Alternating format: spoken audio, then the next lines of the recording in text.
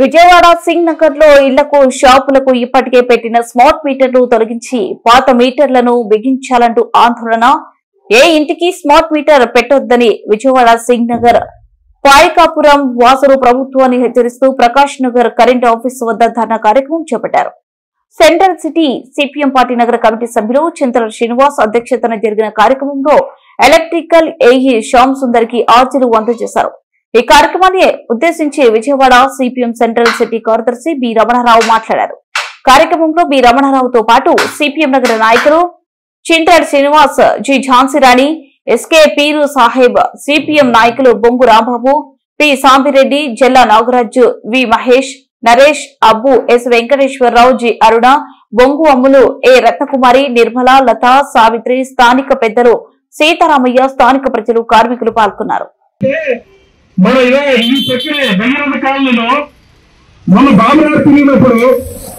ఆ ఇంటికంటే ముందు 500 రూపాయలు కరెంట్ వచ్చారు. అదే ఒక్క నిమిషం మమ్మల్ని డిస్టర్బ్ చేయొద్దు. 5 నిమిషాలు 100 రూపాయలే కరెంట్ వచ్చేదంత ముందు పాత మీటర్ ఉన్నప్పుడు.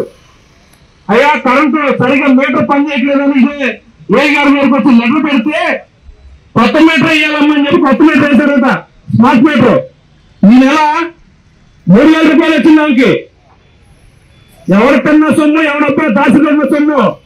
మీరేం కోట్ల రూపాయలు సంపాదించుకొని అదాని గారు ఇచ్చే సూట్ కేసులు కాచుకొని అదాని గారికి మీరు ఇది సమర్థం చేస్తున్నారు. పేదవాడికి ప్రతి నుంచి కష్టపడతా కానీ రూపాయలు అట్లా పేరుతో 2016 నుంచి 25 వరకు మీరు ఆస్తున్న ట్యాక్స్ అంతా.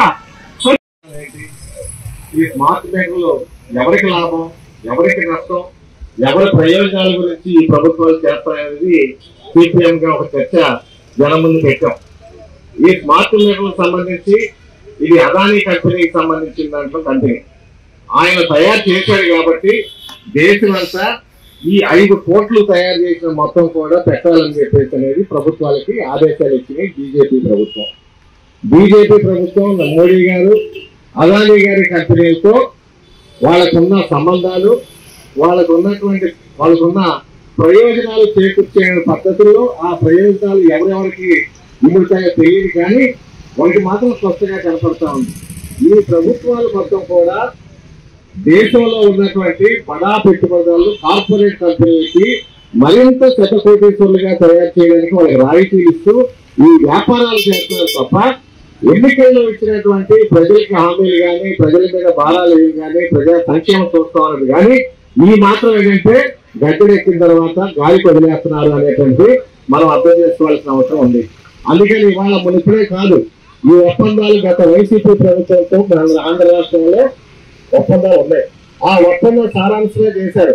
ఆ రోజే సిపిఎం గా చెప్పాం, విజయవాడ నగరానికి 5 లక్షల స్మార్ట్ మీటర్లు వస్తే గోడౌన్ దగ్గర పెద్ద ఎత్తున పోట్లాడి ఇది మీరు పెట్టడానికి వీళ్ళు గొడవ చేస్తే ఎన్నికల్లో మనకేదో కాస్త నష్టం జరుగుతుందని చెప్పేసి అనేది అప్పుడు ఆనాడు వైసీపీ ప్రభుత్వం ఆగింది. ఆనాడు వైసీపీ ప్రభుత్వం ఆగడానికి మనకేదో దీనివల్ల లాభం ఉంటుందా అని చెప్పేసి చంద్రబాబు నాయుడు గారు, లోకేష్ గారు చేసిన ప్రకటన ఏంటంటే మీకు పెట్టిన రైతులైనా ఏదైనా ఎవరిని పెట్టినా కానీ పగలగొట్టండి అని చెప్పేసి చెప్పాడు. కారణం ఎందుకంటే ఎన్నికలు కాబట్టి ప్రజల్లో ఓట్లు పొందాలని. ఇప్పుడు పగలగొట్టేటువంటి చెప్పిన పెద్ద మనుషులు ప్రభుత్వంలోకి వచ్చిన వెంటనే ఏం చేసి